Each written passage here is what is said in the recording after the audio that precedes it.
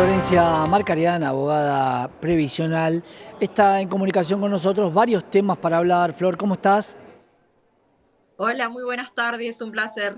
Un placer. Una agenda que tiene que ver con la ley ómnibus, reforma laboral, amplio blanqueo. Ya hablamos de este concepto de amplio, cuando es una cosa amplia y cuando es una cosa sin demasiado control.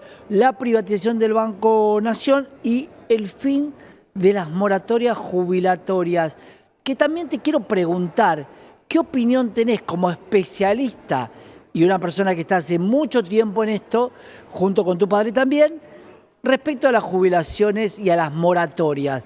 Pero eso vamos a dejarlo para el final. Contame un poco qué va a pasar con esta nueva ley ómnibus. Bueno, son varios temas para tratar, ¿verdad? Muchos. Sí hay que tener en cuenta que la nueva ley, esta nueva ley bases, es mucho más corta. Es un tercio de los artículos que estaban previstos en la original, Los que eran más de 600 y 600, pico. ahora Sí. llegan a 279 artículos, es mucho más acotado. Ujú. No incluye el tema de la reforma laboral, porque hay que recordar que estaba en el decreto 70/2023, Claro. pero que esto se frenó en la justicia. Lo que se está diciendo es que hay una propuesta hecha desde el gobierno al jefe de la UCR, ¿no? Al que cabeza la UCR, para que presenten su proyecto de reforma laboral y que allí no se tratarían las cuestiones más ásperas, como lo que tiene que ver con los sindicatos, los gremios, el tema de las obras sociales, pero sí lo que tiene que ver, por ejemplo, con el tema del blanqueo por parte de las empresas a los trabajadores y que no habría acciones ni civiles ni penales, ¿no? O sea que toda la parte Que alguien que de tenga, claro, sanciones y todo eso quedaría si tuviste tu eliminado empleado como en negro, lo podés blanquear sin tener que pagar moratoria o punitorios por la actitud del pasado, por llamarlo de alguna manera. tal cual. Es una manera, bueno, de que puedan regularizar a los trabajadores. Claro, Esa ahora, es, bueno, sí, Flor, y lo que tiene que ver con el blanqueo, porque todo este blanqueo sí. y el problema que vas a tener frente a la GAFI, hoy acordaba cuando hablábamos de blanqueo, acerca de un blanqueo que existió con el certificado de depósito de inversión, el famoso CEDIN, donde se supo que un inversor de estos instrumentos había tenido parte que ver con un cártel de droga. Digo, ¿puede ser tan liviano un blanqueo de capitales en la Argentina?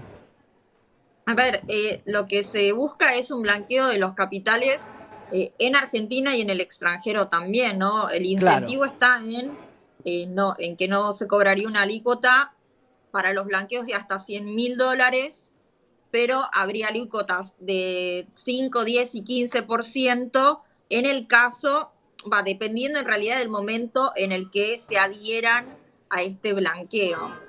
Eh, en algunos casos sirve, en otros, bueno, depende, ¿no? Depende, también está en la voluntad de cada uno de ver si adhiere o no a este blanqueo de Claro. capitales. Y lo que tiene que ver con la privatización del Banco Nación, algo que llama mucho la atención, algo que tenía que ver con Nación Seguro respecto a los tratamientos de los cobros de la SUBE. Parte de esto iba hacia el sector de los jubilados, el Banco Nación destinaba parte de la recaudación. ¿Qué va a pasar con eso? ¿Puede llegar a afectar a los jubilados? Los jubilados seguramente se van a ver afectados, sobre todo con lo que vamos a conversar a lo último, ¿no? Que tiene que ver con el tema de las moratorias. Con respecto a las privatizaciones, se están contemplando privatizaciones de manera total, como el caso de Aerolíneas Argentinas, y también privatizaciones de manera parcial, como el caso del Banco Nación, Nación Seguros, y entre otras empresas, pero Ujú. en la privatización parcial, como el caso del Banco Nación, la realidad es que la mayor parte la tendría el Estado, ¿no? Que seguiría a cargo de la toma de decisiones, tanto de, bueno, del banco en este caso como de las sociedades.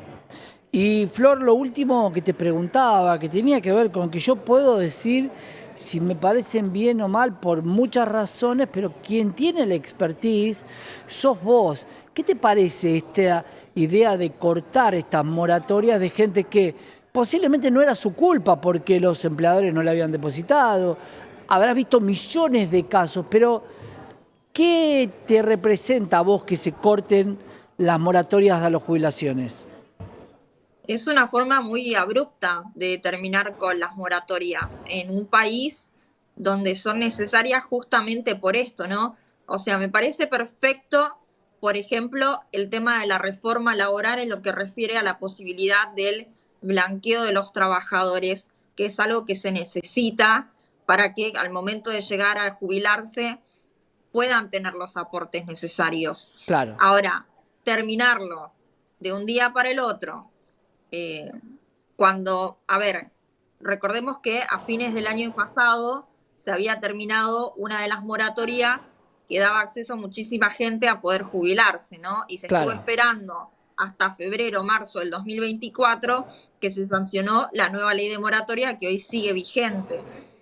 Vamos. 800.000 personas Claro. esperando para poder jubilarse, ¿no? Y bueno, toda la gente que se fue adhiriendo, la posibilidad también de aquellos que no tienen la edad jubilatoria, pero que pueden ir comprando los aportes que le faltan. Que Claro. además hay que recordar que es una moratoria cara, ¿no? Que quizás si uno sabe que va a llegar a los 60 años de edad las mujeres o los hombres a los 65, sin los 30 años de aportes y tienen que comprar 15, a veces uno no tiene el dinero para salir y comprar en 3 meses todos los aportes que le faltan. Eh, en ese sentido, la moratoria... Eso quiero, Flor. Tráeme para la próxima que volvamos a hablar 10 casos de moratoria donde vos estás diciendo, porque mucha gente queda con el relato. Se jubilaron tipos que no debían jubilarse porque no tienen aportes. ¿Qué va a pasar? No, ¿Van a ir a una PUAM? ¿Me traes esos no. casos para dar un Ese poco es más el, de información? ese es el problema, que van a terminar, o sea, si sacan las moratorias, van a terminar accediendo a una PUAM, que es a los 65 años para hombres y mujeres, cobrando el 80% de una jubilación mínima, cuando en realidad hay mucha gente que, como no estaba la ley de moratoria, tuvo que acceder a la PUAM teniendo aportes, y esos aportes no fueron considerados, y por eso cobran el Claro. 80% de la mínima, igual que quizás otra persona que no tenía ningún tipo de aporte. Y con esto del relato, que es cierto, yendo a un caso concreto, Hagamos un bloque familiares, entero de esto, Flor. Te pido para la próxima, tráeme sí, tal muchos cual, casos de moratoria que le faltaba un año, perfecto, 2 años, 5, 10. Que mirá, Santi, pasó esto, pasó lo otro. Cortemos el relato, pasamos a los hechos, ¿te parece? perfecto, claro que sí. Hay casos, sobran. Dale, Flor, Bueno, hagámoslo, abrís la carpeta de los casos que tuviste y en los cuales algunos decías, la verdad, no deberías jubilarte porque vos misma decías, no hiciste los aportes y en otros donde era necesario que se jubile. Flor, para la próxima lo hacemos. claro que sí. Gracias, Flor. Gran abrazo. Muchísimas gracias. Flor Marcarian, abogada previsional acá en la pantalla de Canele. Seguimos con más información después de la pausa.